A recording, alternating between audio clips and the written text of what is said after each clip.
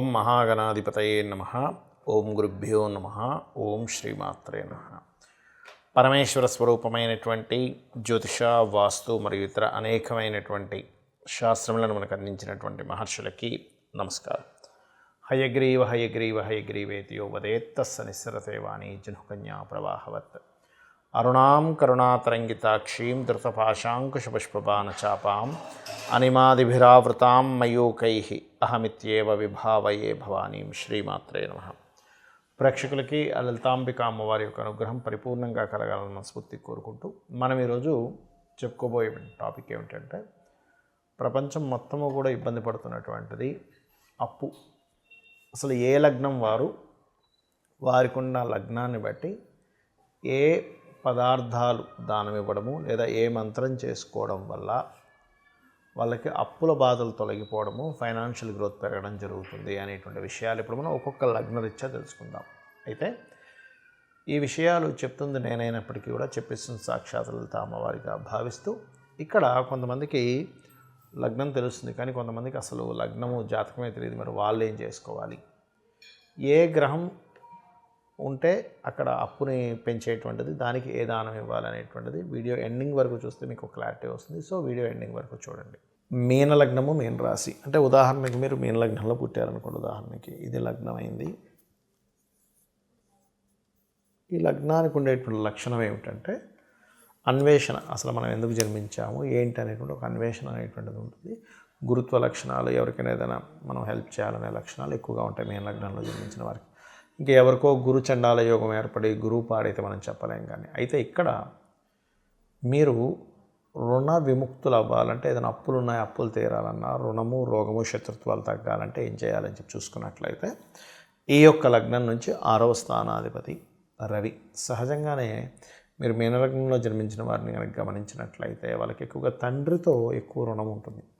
అంటే తండ్రికి వీళ్ళు ఏదైనా బాగా చేయాల్సిన పరిస్థితి రావడము, తండ్రి బాధ్యతలు వీళ్ళు తీసుకోవడం, లేదా తండ్రి హెల్ప్ చేస్తా అంటుంటా కూడా మీరు ఏదో తెలియని ఒక స్ట్రెస్ అనేటువంటిది ఏర్పడుతూ ఉంటుంది. అది మీరు వాళ్ళకి చేయడం వల్ల కావచ్చు, ఏదైనా హెల్ప్, లేదా వాళ్ళు మీకు సపోర్ట్ చేస్తుంటే కూడా మీరు దాన్ని ఒక రకంగా ఫీల్ అవ్వడం కావచ్చు. ఇట్లాంటివి జరుగుతుంటాయి because of 6th lordship Ravi అవ్వడం వల్ల. అలాగే 11th లార్డ్షిప్ అంటే మీన లగ్నంలో జన్మించిన వారికి 11వ అధిపతి ఎవరో తెలుసుకోవాలి. అంటే శని. రవి శనికి సంబంధించిన దానాలు ఇస్తూ ఉంటే రుణ విముక్తి కలుగుతుంది. అంటే ఏమిటి, గోధుమలు నువ్వులు ఎక్కువగా దానం ఇస్తూ ఉండాలి, గుర్తుపెట్టుకోండి. అలాగే దీంతోపాటు గోధుమలు నువ్వులతో పాటు మీరు ఉపాసన చేయవలసిన దేవత ఎవరు అనేది తెలుసుకోండి. ఇంకోటి ఏంటంటే ఈ స్థానాల్లో అంటే లగ్నం నుంచి 6వ స్థానము 11వ స్థానం ఇలా లెక్క పెట్టుకోవాలి. ఒకటి లగ్నం అని ఉంది కదా, ఇక్కడ నుంచి 1 2 3 4 5 6 ఈ స్థానంలో ఏ గ్రహాలు ఉన్నాయి, లేదా ఈ స్థానంలో లగ్నం నుంచి 11వ స్థానంలో ఏ గ్రహాలు ఉన్నాయో తెలుసుకొని ఆ గ్రహానికి సంబంధించిన దానం ఇవ్వండి. అప్పుడు ఇంకొంచెం ఎక్కువ తొందరగా మీకు రుణ విముక్తి కలుగుతుంది. అంటే ఎలా కలుగుతుందండి అంటే, కొత్త ఛాన్సెస్ వస్తాయి మీకు లైఫ్లో. లేకపోతే మీరు చేస్తున్న బిజినెస్ పెరగడం జరుగుతుంది, లేనట్లయితే మీరు చేస్తున్నటువంటి వ్యాపారం పెరగడం జరుగుతుంది. ఇట్లా ఉంటుంది. అలాగే లగ్నం నుంచి ఎప్పుడైతే ఈ పంచమ స్థానం ఏదైతే ఉందో, ఈ పంచమ అధిపతి ఎవరైతే ఉన్నారో చంద్రుడు, ఈ పంచమ స్థానంలో ఉండే గ్రహాలను బట్టి, ఈ పంచమాధిపతిని బట్టి కూడా మీకు ఉంటుంది. ఒక్కోసారి ఇక్కడ కుజుడు ఉన్నాడు అనుకోండి, అప్పుడు 9th హౌస్ లార్డ్కి సంబంధించింది చేసుకోవాలంటే ఇదే అధిపతి మళ్ళీ ఇక్కడ కుజుడు నిలిచిపడ్డాడు కదా అన్నప్పుడు కాస్త ఎక్కువగా స్కందుడికి మనకి అభిషేకం చేస్తూ ఉంటారు. స్కందుడికి అభిషేకాలు చేయడము, పితృదేవతలకు ఎక్కువ చేయడం చేస్తూ ఉండాలి, ముఖ్యంగా మీన లగ్నం వారు. అప్పుడు వారికి రుణ విముక్తి అనేటువంటిది తొందరగా జరుగుతుంది. అదేవిధంగా ఓం రాజరాజేశ్వరీ దేవి అయి నమః, ఓం గౌరీ అయి నమః, ఓం గౌరీదేవి అయి నమః అనే నామస్మరణ మీకు ఖచ్చితంగా రుణాల నుంచి విముక్తి కలగడం జరుగుతుంది. సర్వసాధారణంగా వీళ్ళకి ఏంటంటే కొన్ని గవర్నమెంట్ రిలేటెడ్ సంబంధించిన వాటిల్లో కాంట్రాక్ట్స్ వల్ల స్ట్రెస్ అవ్వడము, పెట్టకూడని ఇన్వెస్ట్మెంట్స్ వేరే దగ్గర ఇన్వెస్ట్మెంట్ చేసేసిన తర్వాత అయ్యో ఇక్కడ ఇన్వెస్ట్మెంట్ చేశానంటే, తొందరపడి ఇన్వెస్ట్మెంట్ చేశానే అనుకునేటువంటి దాంట్లో కొంతవరకు మీరు అప్పు చేయాల్సిన రావడం ఇట్లాంటివి ఉంటాయి. కాబట్టి ఈ యొక్క విషయాల్లో జాగ్రత్తగా ఉంటూ నేను చెప్పిన మంత్రము దానం చేయండి, అన్ని విధాలు బాగుంటుంది. మీకు లగ్నం తెలియదు, నక్షత్రం తెలియదు, ఏమీ తెలియదు, అప్పుడు ఏం చేయాలి? ఒకటే గుర్తుపెట్టుకోండి, ఏమీ తెలియదు కానీ అప్పుల బాధలు తగ్గాలి అంటే ఓం అపర్ణాయై నమః అనే మంత్రం చేసుకోండి. ఫైనాన్షియల్ గ్రోత్ పెరగాలి అంటే ఓం సంపత్కరీ సమారూఢ సింధుర వ్రజసేవితాయే నమః అని చెప్పి చేసుకోండి.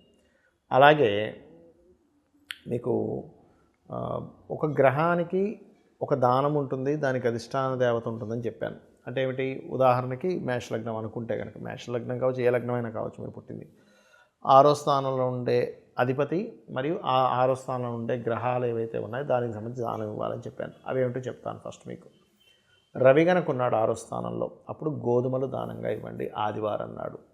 ఏ పదార్థమైనా సరే మీరు కేజీంబావు ఇవ్వాలి, ప్లస్ గోధుమలతో రెడ్ కలర్ క్లాత్ ఆదివారం నాడు ఇవ్వండి. ఏ పదార్థమైనా కేజీంబావు, గుర్తుపెట్టుకోండి. చంద్రుడు ఉన్నాడు 6వ స్థానంలో, అప్పుడు బియ్యం ఇవ్వండి, ప్లస్ వైట్ కలర్ క్లాత్ సోమవారం నాడు. కుజుడు ఉన్నాడు, కందులు దానంగా ఇవ్వండి. ఎట్ ఏ సేమ్ టైం కందులతో పాటు రెడ్ కలర్ క్లాత్, అది మంగళవారం నాడు ఇవ్వాలి. ఉదయం 11 లోపల ఇవ్వడం శ్రేష్ఠకరం.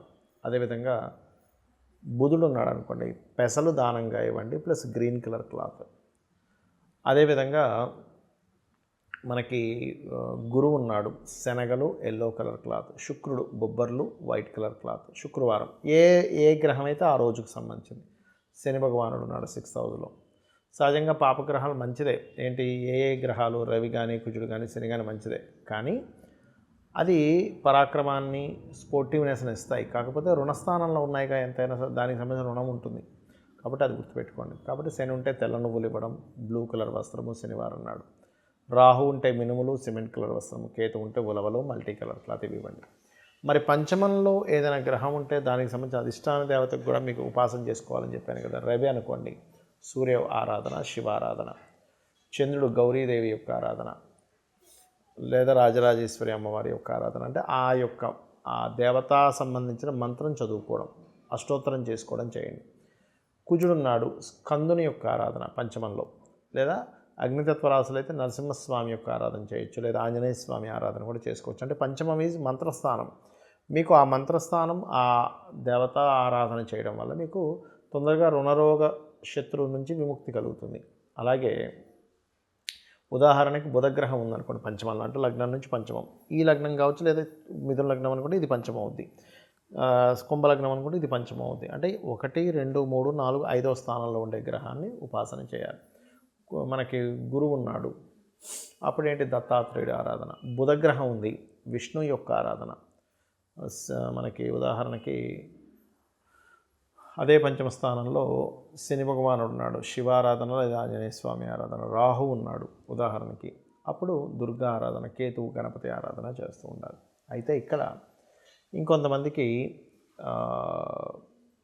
ఇక్కడ ఏంటంటే అష్టోత్తరం చదవడం రాలేదు అనుకోండి, సింపుల్గా ఓం నమ శివాయ అనుకోవచ్చు శివారాధన, లేదా ఓం నమో నారాయణాయ విష్ణువు, అమ్మవారు ఓం శ్రీమాత్రే నమః, ఇట్లా చేసుకుంటూ ఉండొచ్చు.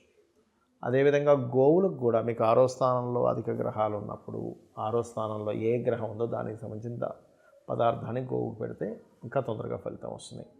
రవి ఉన్నాడు అనుకోండి, అంటే ఇప్పుడు ఉదాహరణకి ఒక గ్రహం కాకుండా ఒకసారి 2 గ్రహాలు ఉంటాయి, రవి శని ఉంటారు, అప్పుడు 2 పదార్థాలు పెట్టాలి. రవి ఉంటే గోధుమ రవ్వ, చంద్రుడు ఉంటే బియ్యపు పిండి బెల్లం కలిపి పెట్టండి. అదేవిధంగా కుజుడు ఉన్నాడు అనుకోండి, క్యారెట్స్ పెట్టండి. చాలామంది ఏం చేస్తారు? కందులు తీసుకెళ్ళి పెడతారు, అలా కాదు. చాలామంది తెలియక నువ్వులు తీసుకెళ్ళి పెడతారు, అసలు గోవులకి అలా పెట్టకూడదు. కాబట్టి కుజుడు ఉంటే క్యారెట్స్ పెట్టండి గోవులకి, అది కూడా దేశీవాలి గోవులకి పెట్టండి. అదేవిధంగా బుధుడు ఉన్నాడు అనుకోండి, గోంగూర తినిపించండి, దానివల్ల రుణ విముక్తి అనేటువంటిది జరుగుతుంది. అలాగే గురు గ్రహం ఉంది, అరటికాయలు, పళ్ళు కాకుండా కాయల్ని సన్నగా తురిమి పెట్టండి. అదేవిధంగా శుక్రగ్రహం ఉంది మీకు 6వ స్థానంలో, అది ఎగ్జాల్టెడ్ ఉందా డెబిలిటేటెడ్ ఉందా అనేటువంటిది ఒక ఎత్తు అయితే, ఫస్ట్ 6th హౌస్లో ఉండే ప్లానెట్కి మీరు చేయాలి, గుర్తుపెట్టుకోండి. మీ పర్సనల్ చార్ట్ ఇన్డెప్త్గా చూస్తే అసలు 6th లార్డ్ ఎవరు, అధిపతి ఇంకే గ్రహం ఇచ్చింది అనేటువంటిది అది డిఫరెంట్ థింగ్. ఒక్కోసారి 6లోనే గ్రహం ఉండదు, ఈ 6వ అధిపతి వెళ్ళి ఇంకో గ్రహంతో కలిసి ఉన్నప్పుడు కూడా ఆ గ్రహానికి కూడా చేసుకోవాలి. అలాగే శుక్రుడు ఉంటే మీరు ఏదైనా తీపి పదార్థాలు గోవుకు తినిపించవచ్చు. చపాతీకి ఒక 3 చపాతీలు తీసుకుని దాని మీద తేనె రాసి తినిపిస్తే కూడా మీకు ఫైనాన్షియల్ గ్రోత్స్ పెరుగుతూ ఉంటాయి. శని భగవానుడు ఉన్నాడు 6లో, బెల్లము తినిపించండి గోవుకి. రాహు ఉన్నాడు, అదే బెల్లాన్ని 4 ఉండలుగా చేసి తినిపించవచ్చు. కేతు ఉన్నాడు, మీకు ఉలవలు, ఎలా అయితే మనం దానం ఇస్తాం అదేవిధంగా గ్రాసము గోవుకు తినిపించవచ్చు. అయితే ఇక్కడ ఒక విషయం ఏంటంటే ప్రతిసారి 6వ స్థానంలోనే గ్రహం ఉండాలని రూల్ లేదు. ఈ 6వ అధిపతి వెళ్ళి ఏ గ్రహాలతో కలిసిందో కూడా చూసుకోండి. అంటే ఉదాహరణకి మిథున లగ్నం తీసుకోండి. మిథున లగ్నానికి 6th లార్డ్ శుక్రుడు. ఈ శుక్రుడు వెళ్ళి ఎవరితో కలిశాడు?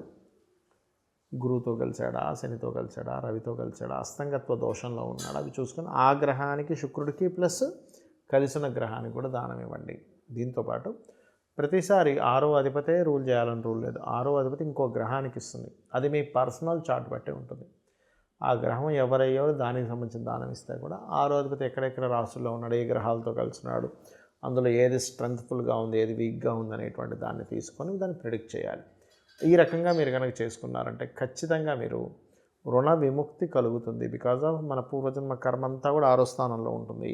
ఈ 6వ స్థానం ఎప్పుడైతే మీరు క్లియర్ చేసుకోగలుగుతారో రుణ విముక్తి, రోగ విముక్తి, శత్రు విముక్తి కూడా జరుగుతుంది. శ్రీమాత్రే నమః.